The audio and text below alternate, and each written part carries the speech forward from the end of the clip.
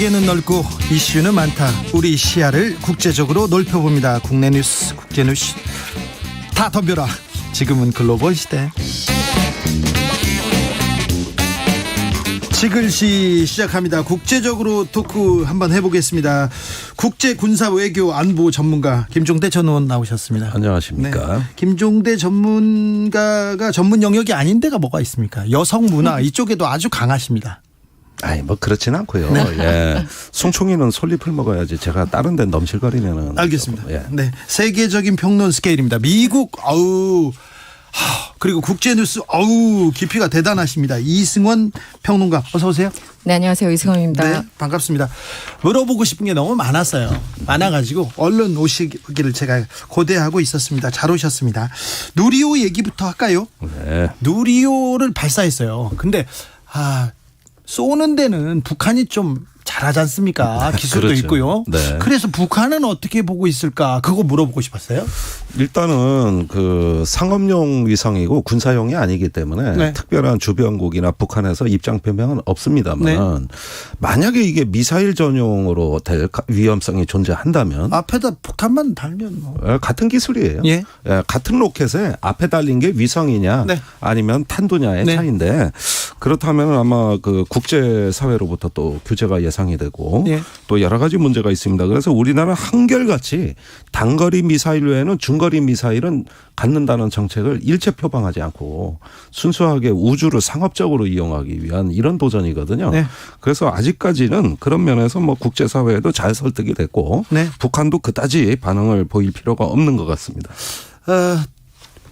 북한이 미사일은 잘 쏘지 않습니까? 네. 근데 북한의 기술과 우리의 기술 어떻습니까? 우리의 기술이 이제 능가하기 시작했다 얘기도 들리는데요. 아니 그렇지는 않습니다. 이제 북한의 미사일은 여태까지 정치적인 규범적 제재가 없이 마구마구 쏴댄 거고. 네, 막 쏘죠. 네, 우리나라는 한미 미사일 협정에 의해서 규제를 당해왔고 기술 이전을 못 받아서 러시아 기술을 이전받아 가지고 이제 첩으로 우주에서 성공한 거거든요. 러시아 기술이. 이거 러시아 기술이죠. 러시아가 기술의 어떤 발판을 제공했고 거기 또 러시아까지 가서 기술을 전수받아온 거예요. 그런 만큼 이제 독자 기술로서 이것을 완전히 수행해내는 데는 저희는 출발점에 선 반면에 네. 북한은 한참 나가 있습니다. 네. 오래전부터 했죠. 네. 그런 면에서 매우 유감스럽고 불편한 말씀이지만 네. 로켓에 관해서는 우리가 북한에 비해 후발주자다. 아직 가야 할 길이 좀 이 많아요. 부분은 뭐 밝혀드리지 않을 수 없어요. 네. 그 반응을 안 했다고 하는데 일단 만약에 실패했거나 이랬으면 네. 뭐 어떤 뭐 그 북한 관련 매체들 굉장히 많잖아요. 네. 뭐 쌤통이다 등등 뭐 했을 텐데 네. 어쨌든 성공을 했고. 얘기 안 하는 것도 또 메시지예요. 그렇죠. 네. 근데 저는 뭐 반응을 보였다고 봅니다. 간접적이고 우회적이지만 네. 김정은이 일단 등장했어요. 네. 21일, 22일 양일간에 걸쳐서 네. 이 노동당 중앙군사위원회 확대회의를 열었거든요. 네. 근데 이틀 내내 주재를 했어요. 그래서 네. 이제 조선중앙통신이 거기에 대해서 이제 보도하고 발표했는데 네. 그 하필이면 21일 날 그 회의를 왜냐면은 그 전에 할 수도 있고 네. 24일, 5일 할 수도 있잖아요. 네. 날짜를 정하고 거기서 나온 메시지를 본다면 분명히 누리호나 이런 것에 대해서 의식을 하고 있었다. 다만 그 누리호 그 자체에 대해서 언급만 없었지 다양한 그 형태를 통해서 메시지를 보낸 것이 아닌가라는 생각이 들어요. 그렇죠. 네. 북한은 뭐 하는 게 다 정치하고 연결돼 있고 다 메시지예요. 날짜까지 시간까지 맞춰서 메시지를 보내니까요. 네. 보통. 네. 네.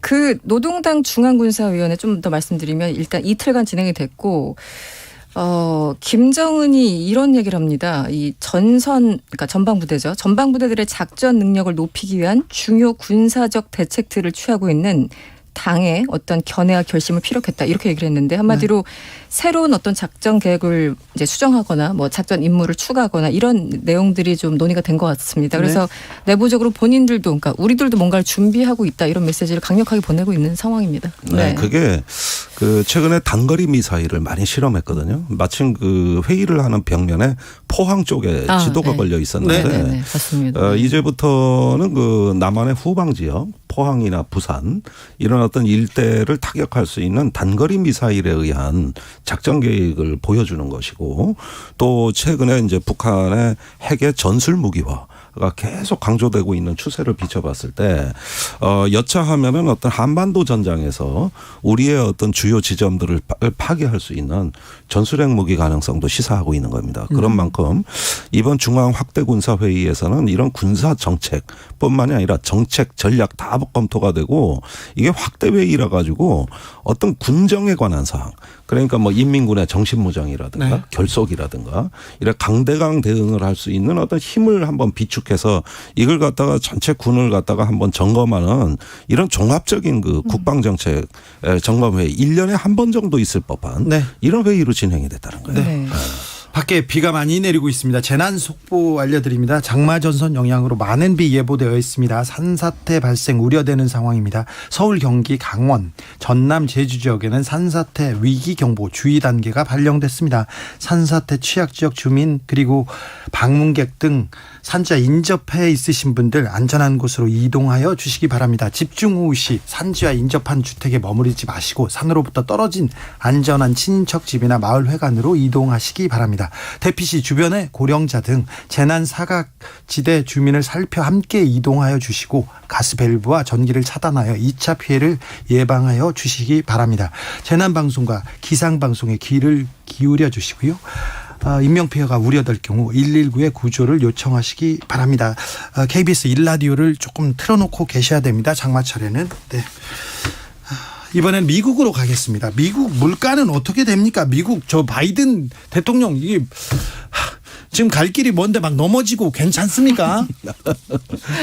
아니, 안 괜찮죠. 안 괜찮습니까? 뭐 이렇게 페달 밟다가 넘어졌다고 해가지고 여러 가지 밈, 뭐 조롱하는 이제 짧은 동영상들이 엄청나게 퍼지고 있는데요. 이제 바이든 대통령이 쓰러지니까 미국 경제도 함께 쓰러졌다 뭐 이런 종류의 조롱글들이 많습니다. 예. 그 바이든이 지금 이제 저번에 잠깐 말씀드린 것 같은데 사우디아라비아를 방문하고 뭐 이런 것들은 지금 결국은 인플레이션 물가 때문인 거잖아요. 이 고유가, 고물가, 뭐 이제 고금리까지 가고 있는 그 삼중고. 그런데 11월 중간 선거 앞두고 그 물가 지수가 8.6% 오르고 있고 뭐 여러 가지 잡히지 않으니까 정말 할 수 있는 모든 걸 다 하고 있는 그런 분위기예요. 그래서 이제 중동도 순방하고 국내적으로는 유류세를 면제하는 네. 최소 한 3개월은 면제하자라고 이제 제안을 하고 있고 또 하나는 재밌는 게 최근에 넥슨 모빌을 콕 집어가지고 하나님보다 돈을 더 벌고 있다 이러면서 엄청나게 욕을 해댔어요. 기름값. 네, 기름값. 그래서 하나님보다 돈을 더 버는 건 어느 만큼 버는 건지 모르겠습니다만 네. 아무튼 하나님이 그래서 돈 벌지는 않잖아요. 그렇잖아요. 그러니까 그렇죠. 엄청난 표현이죠. 어쨌든. 네네. 그래서 석유 회사들 입장에서는 아니 우리 할 만큼 다 했어. 네. 더 이상 여력이 없어라고 얘기를 하고 있고 바이든은 바로 대놓고 아니다. 네. 니네들 더 지금 석유 파낼 수 있어. 이렇게 지금 싸우고 있거든요. 네. 이제 생산을 계속 이제 압박하고 있고 유류세는 인하하자고 하고 있고 그런데 유류세가 과연 물가에 직접적으로 얼마나 영향이 있을까 여기에 대해서는 또 전문가들이 지금 논쟁하고 있는 그런 상황입니다. 근데 네. 물가를 미국에서 좀 잡아야 전 세계 경제도 조금 안정세로 돌아가고 우리 물가도 조금 안정세로 돌아갈 것 같은데. 근데 말입니다. 뭐 제가 이래봬도 경제학과 나온 사람 알죠. 그래서 뭐 모르는 게 뭐가 있어요, 김정도. 예. 그 지금 저는 미국이 과연 제대로 대처하고 있는가에 대한 의문이 좀 생기는 게 네. 불과 몇 달 전, 뭐 작년 이맘때쯤 생각해 보십시오. 정반대 분위기였습니다. 네. 무제한적 양적 완화하겠다. 또 경제 좋아진다고. 달러를 무제한적으로 풀겠다. 코로나 끝나면 이제 경제 성장이 있다. 그렇죠. 그래가지고 교육, 의료, 인프라, 심지어는 어떤 각 개인에 대한 보조금 지급까지 해가지고 천문학적인 돈을 풀었고 거기에다가 물가 인플레 인상 우려에 대해서는 별로 우려스럽지 않다. 인플레 별거 아니라고 끊임없이 얘기해왔던 게 누굽니까? 미국의 연방준비위원회 재무장관들인데 지금 말이 정반대로 바뀌었어요. 모든 경제정책을 물가 잡는 데 쓰겠다는 거예요. 그런데 최근에 바이든 대통령 지지율이 좀 폭락한데 매우 민감한 사안 중에 하나가 분유가 폭등이었어요. 예. 분유 돈을 사재기를 줘도 못 사는 상황이 되니까 아이들 문제가 겹치고 거기에다가 지금은 그 심리적 저항선을 유류 가격이 말입니다. 돌파해 버렸습니다. 그러니까 이런 상황에서 이제 공급망의 위기를 뒤늦게 얘기를 하고 있는데 물론 공급망의 위기는 있죠. 우크라이나 전쟁의 여파도 있고. 하지만 그동안 얼마나 달러를 흥청망청 벌었습니까? 이런 점에서 보면은 지금 미국의 대응에 대해 가지고 전 세계가 주시하는 거는 과연 적절한 대응이고 신속하게 적절하게 할 수 있느냐 이 부분인데 지금 계속 저 불안한 얘기들이 나오고 있는 거예요. 아니 이게. 근데 전문가들이라는 분들이 세계를 이렇게 본다는 분들이 잘 못 보더라고요, 한치 앞을. 그리고 뭐 주식 전문가, 애널리스트, 펀드 매니저 아주 유명한 사람들 물어보니까 아우 저희들도 뭐 몰랐어요. 또 엄청 저희들도 다 뭐지 마이너스예요 얘기하더라고요. 이렇게 못 봤을까요? 다들 그렇죠. 뭐 전문가들이면 다들 떼돈을 벌어야 되는데 네. 떼돈을 벌었다는 분은 많지는 않은 것 같고요. 뭐 주식 전문가나 부동산 전문가 네. 등등 어쨌든 이번에 그 의원님 말씀하신 것처럼 뭐 지금 제닛 그 재무장관이나 연방이나 작년에 인플레이션에 대해서 우려를 그렇게 많이 했는데 왜 그때는 그 경고음을 듣지 않고 지금 와서 이러느냐 이제 그 여러 가지 이제 비판이 기자들로부터 이제 질문이 딱 떨어지니까 아니 그 당시는 그럴 수밖에 없는 상황이었고 지금도 인플레이션이 있지만 경기 침체까지 가지 않을 것이다. 우린 자신 있다. 계속 이러고 하고 있거든요. 거의 정신 승리에 가까운 얘기를 하고 있죠. 그리고 지금 물가 상승률이 그 5월 기준 8.6% 찍으니까 한다는 얘기가 야 영국은 9%야. 뭐 이런 얘기를 하고 있어요. 그러니까 굉장히 좀 민망한 그런 상황인 거죠. 그런데 네.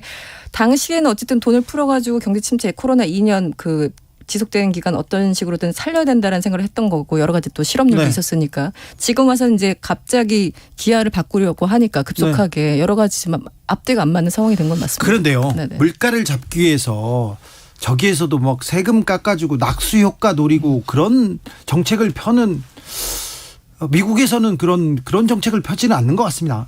낙수 효과 말씀하시는 네, 거예요. 그 말은 안 나오는 것 같아요. 네, 전혀 못 들었죠. 네. 영국에서도 뭐 프랑스에서도 낙수 효과를 위해서 뭐 큰 기업에 세금 깎아줬다 이런 얘기는 못 들은 것 같아요. 그런 얘기보다는 주된 논의는 뭐냐면 고립주의로 회귀 여부예요. 국내에서 이제 부자에게 세금을 거두느냐 마느냐 또는 기업을 보호하느냐 마느냐 하는 이야기들이 낙수 효과라는 표현하고 외부의 공급망을 재구축하고 여차하면 세계화 질서로부터 일탈해서 어떤 국제 경제가 아니라 자국의 경제 스스로를 지키는 보호하는 국가 이런 쪽으로 회귀하려는 조짐이 되니까 트럼프 인기가 어떻게 되겠어요? 그거 얘기했던 트럼프 인기는 올라가는 거 아닙니까? 네. 그리고 바이든은 그 정반대 얘기를 했잖아요. 네. 그랬던 바이든이 그러면 외국에 와가지고 저 한때 오바마가 가입했던 그 저 만들었던 TPP 환태평양 경제 공동체 이런 거 못하지 않습니까? 그런 국제 협력 못하잖아요. 그러니까 이게 제가 보기에는 미국 내에서는 증산충의 몰락과 그것이 대외적으로는 또 다른 미국의 어떤 자국 우선주의 고립주의로 회귀하는 어떤 그 연료를 만들어서 이게 트럼프의 지지율을 또 다시 상승시키는 연료가 되고 있다 이 얘기죠. 네, 미국에서 낙수 효과 얘기는 없습니다. 그런데 바이든이 실패하면서 바이든이 인기가 떨어지면서 트럼프가 다시 올라옵니다. 이거 어떻게 봐야 됩니까? 그러니까 저도 그 국내를 보나 미국을 보나 요즘 또 프랑스도 그렇고요. 네. 진짜 사람이 이렇게 없나 이런 생각을 정말 많이 하게 돼요.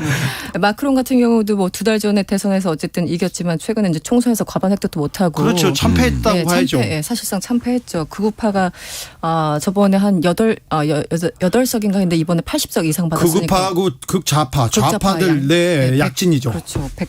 100석 이상 얻었죠. 좌파는. 그러니까 엄청나게 실패하고 있고요. 바이든하고 트럼프 그러니까 바이든 지금 지지율이 한 36%대 나오고 있지 않습니까? 네. 그래서 역대 최악이라고 하고 이 표가 정말 굴욕적인 게 트럼프 500일과 바이든 500일을 비교했더니 바이든이 지금 더 낮아요. 아이고. 네, 그래가지고 일단 그 숫자가 하나 나온 것이고 그래서 제가 지금 다시 들여다봤어요. 바이든이 지난 대선 때 그러니까 2020년 11월이었죠. 50.5%를 득해서 7,500만 표 이상을 얻어갔습니다. 네. 그런데 트럼프가 역시 7,100만 표 이상을 얻어갔어요. 네네. 그러니까 둘 다 7천만 표. 박빙이었죠. 네. 엄청나게 양쪽 다 많이 얻어갔는데 어쨌든 트럼프가 진 거죠. 네. 그래서 지금 보면은 그때도 많은 사람들이 여전히 사실 트럼프를 지지하고는 있었구나. 물론 이제 표차가 좀 나긴 났지만 그래서 아직 잊지 못하는 1인이 됐는데 그럼에도 불구하고 바이든이 마음에 안 들면 민주당이 마음에 안 들면 공화당 쪽으로 눈을 돌리는 건 당연합니다. 그런데 공화당의 그 많은 의원들 중에 왜 트럼프밖에 없냐는 거죠. 저는 아직도 그 부분이 이해가 안 가는데 이걸 어떻게 설명하죠? 전 이해가 갑니다. 가요? 예, 지금의 어떤 그 현대 정치의 흐름이 예. 좌우 포퓰리즘의 약진이에요. 그러니까 뭐 아까 그 르펜 얘기도 하셨고 네네. 그 외에도 뭐 보리스 존슨도 고립주의 우파 네네. 포퓰리즘으로 그 집권한 사람이고 이렇게 우파 포퓰리즘의 전성기입니다. 네. 한국에서도 비슷했어요, 사실은. 네. 그런가 하면은 그 대항마로서 그보다는 못하지만 역시 좌파 포퓰리즘이 굉장히 약진을 하고 있습니다. 결국은 그 버니 샌더스 같은 네. 새로운 어떤 그 인물 또는 버니 샌더스의 그 신드롬이라는 게 재현될 수 있느냐가 관심사거든요. 그러니까 좌우 포퓰리즘의 대결인데 중간지대 신자유주의 중도파들이 설 자리가 없는 거예요. 네. 그러니까 우리 눈으로 보기엔 정상인이 설 자리가 없는 거예요.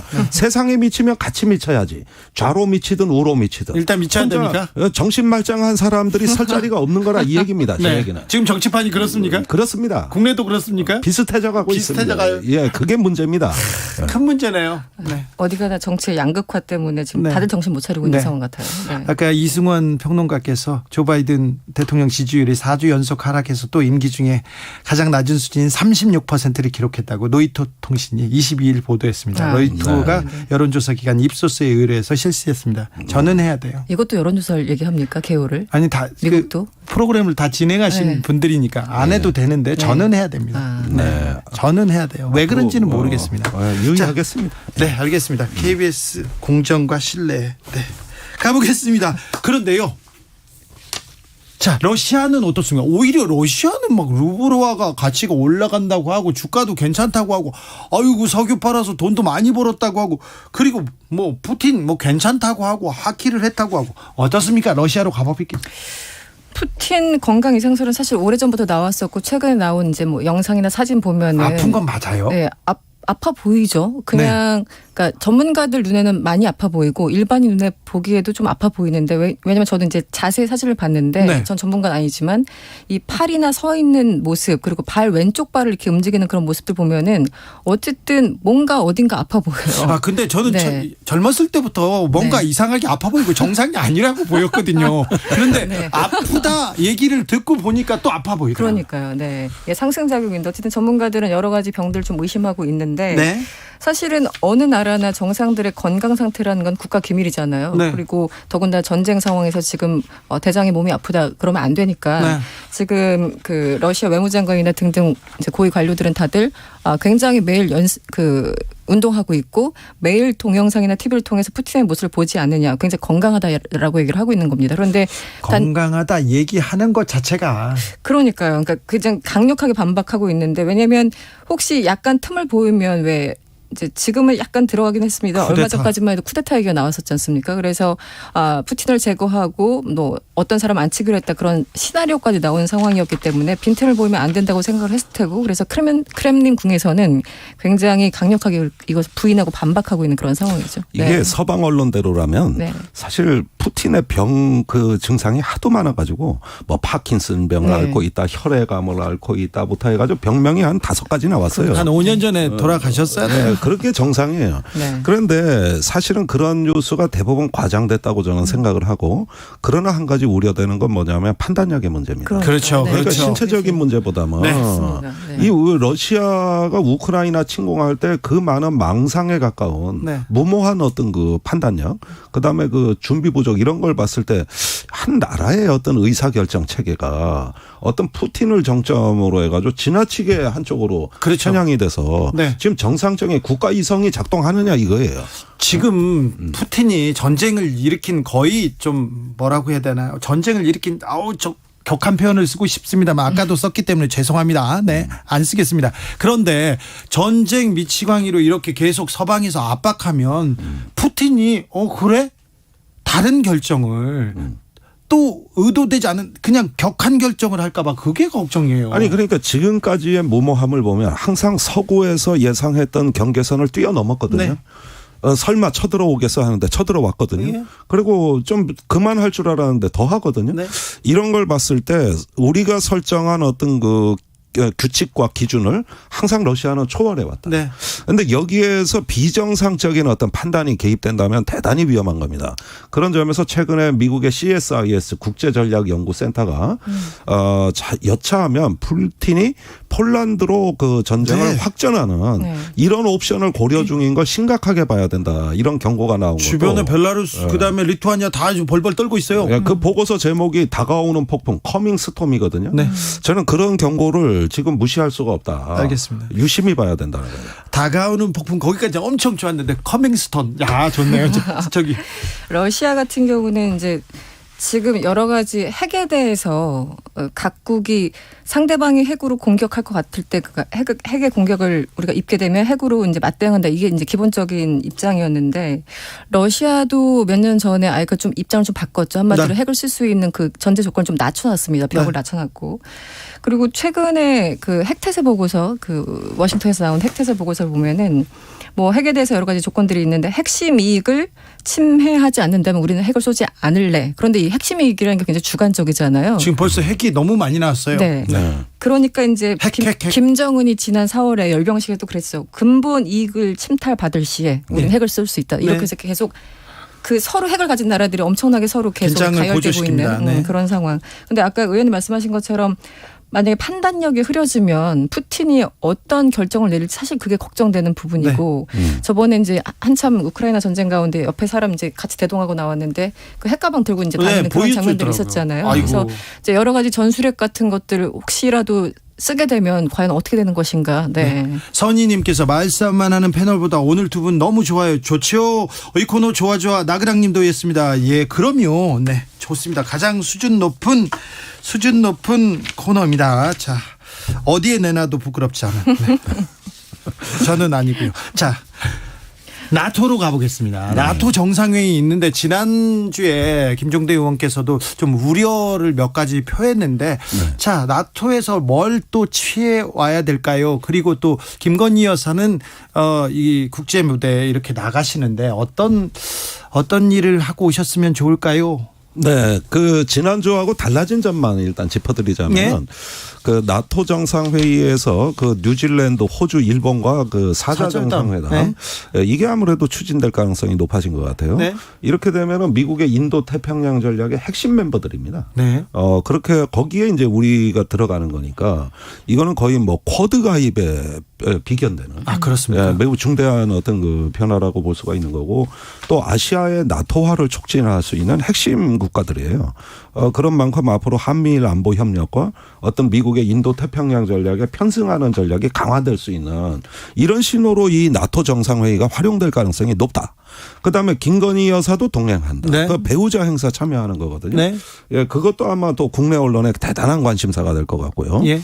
이런 점들로 봤을 때 나토 정상회의에 우리가 어느새 그 일본과 함께 이제 그 서구 동맹에 이렇게 한 발 더 깊숙이 들어가는 이런 모습을 보였을 때 이게 득과 실에 대한 계산이 이거 뭐 지금 KBS 같은 데서 준비하셔야 됩니다. 네네. 이거 아마 철저히 따져볼 일이라. 그렇죠. 예. 네, 이스라엘의 또 외교 전략도 좀 배워봐야 될 것 같고요.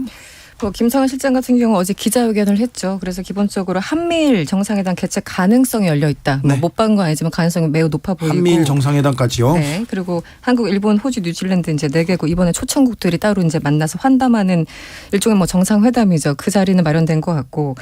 그런데 이제 이렇게 만날 경우에 그렇다면 과연 한일은 만날 것인가 안 만날 것인가 우리 저번에 그 한일 정상회담 얘기했었잖아요. 그런데 그 대통령실 관계자들이 하는 얘기는 이미 한미일 될 것 같고 가능성이 있고 네. 이렇게 또 한국, 일본, 호주, 뉴질랜드 만나는데 또 나토 정상회의 하고 그러면은 이미 3번 만나는데 뭐 4번까지 약간 이런 분위기예요. 그래서 한일 정상회담에 대해서는 서로 약간 좀 부담스러워서 좀 피해가는 그런 분위기고 잘하면은 약간 그 풀 어사이드 회담이라고 해서 약식 회담, 그러니까 풀 어사이드라는 게 약간 회담장에 정상들 쭉 있으면은 이렇게 야 잠깐 일로 좀 나와 볼래? 뭐 이런 회담이에요, 약식 회담. 네. 이제 그 정도에서 한 5분 정도 만나면은 그 의미 있지 않겠냐 이 정도 설명을 하고 있는 거 보니까 예, 정식 정상회담은 열릴 것 같지는 않습니다. 한일 간에는. 그게 네. 굉장히 많이 후퇴한 게 지금까지 일본에다 외교 경로로 한일 정상회담 하자고 무수히 많이 손을 네. 내밀었다가 네. 전부 다 뿌리쳤단 말이에요, 일본이. 네. 아주 쌀쌀 맞아요. 거칠게 나온다고. 그 까칠까칠하니까 이제 그만 말을 못하는 거지. 지금까지 뺨 맞은 게 몇 번입니까? 그것도 왼쪽 뺨, 오른쪽 뺨 고르고. 아니 한일 관계는 개선해야 되는데 우리가 이렇게 좀 굴종적으로 약간 고개를 숙이고 만나자 할 필요가 있습니까? 아니 그러니까 왜 이런 게 서두러지고 또 한미일 군사협력이라는 것도 일본은 중국을 주적으로 표방한 나라예요. 2018년 방위백서부터 그걸 시작했던 나라고 북한은 북한에 관해서는 한국하고 협력할 수 있지만 우리는 강대국 정치에 뛰어든 나라다. 다시 말해 우린 메이저리그고 한국은 마이너리그다. 그러니까 격이 다르다. 이렇게 지금 갈라치고 들어온다고. 그러니까 이런 상황에서 자꾸 한일 정상회담에 이 정부가 목을 메고 거기에다 한미일 안보 협력도 북한에 관한 것도 제한된 부분만 하겠다는 거고 이러지 안보 전략이 다르고 국가 정책이 다른데 중국을 상대로 한 그럼 안보 협력 우리가 할 수 있습니까? 거기에다 일본은 러시아하고 영토 분쟁하지, 중국하고 영토 분쟁하지, 한국하고 영토 주변 모든 나라하고 다 영토 분쟁을 하고 이제 남중국해 개입하겠다 그러지. 대만 해협 얘기하지. 그러니까 이게 나가도 너무 나갔단 말이에요, 일본이 이게. 네. 나토 정상회의에서 그리고 다음 주에 국제 뉴스로 어떤 뉴스를 보고 싶습니까? 네. 역시 저는 그 러시아의 이제 서방에 대한 그 가스 석유 장버버리기 예. 이걸 통해서 9월에 유럽 유기설이 지금 모락모락 피어오르고 있지 않습니까? 네. 전투에서는 진 러시아가 전쟁에서는 지지 않을 수도 있겠다. 네. 이 전쟁의 본질은 단순한 군사 전투만이 아닌 것 같다. 그렇죠. 이런 면에서 에너지 공급망의 위기와 러시아의 어떤 그 또 다른 어떤 제2의 전쟁 이런 부분들 좀 유심히 보시라고 권해드리고 싶습니다. 네, 나토 정상회의 그리고 다음 주에 이 뉴스를 주목해야 된다고 합니다. 이승원 평론가. 다음 주에 있을 이슈 일단 그 나토 정상회의도 있지만 거기서 이제 무슨 얘기할지 뭐 여러 가지 네. 있겠지만 김건희 여사 패션 말고요. 패션 그런 건 말고요. 말고 이제 그런 건 좀 그만 써주세요. 기자들도 좀. 네. 근데 저는 이번에 사실 그 말씀하셔서 그런데 김건희 여사가 동행을 안 할 거라고 혹은 안 해야 된다고 생각을 하고 있었는데 네. 어쨌든 그 동행하는 것을 결론이 나는 분위기에 검토하고 있다는 아유, 것은 나도 간단한 간다 얘기죠. 이렇게 했어요. 네, 그러니까요. 근데 그냥 제가 거기서 당부 드리고 싶은 단 한 말씀은 그 의전에서 네. 하라는 대로 해라. 네. 네. 더 이상 뭔가 욕심내시면 안 된다. 네. 네, 거기까지만 말씀드리겠습니다. 처음 가니까 또 외교부에서 하라는 대로 잘 따라가겠죠.